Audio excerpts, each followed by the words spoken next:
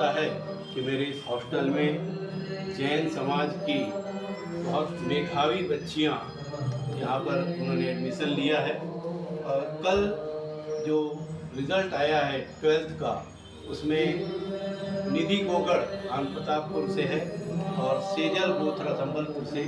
ये दोनों ही बच्चियों ने टॉप 10 में स्थान बनाया है। सेजल बोथरा मात्र 4 नंबरों से पीछे रह गई, उसे 94.2 मार्क मिला है।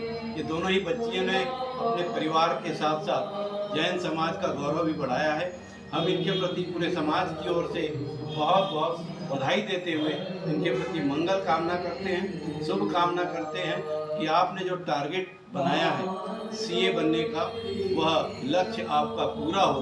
बहुत अच्छे मार्क्स से आप उस उपाधि को प्राप्त करें, यही मंगल कामना है। अरिहंत जैन दर्शन जैन गर्ल्स हॉस्टल।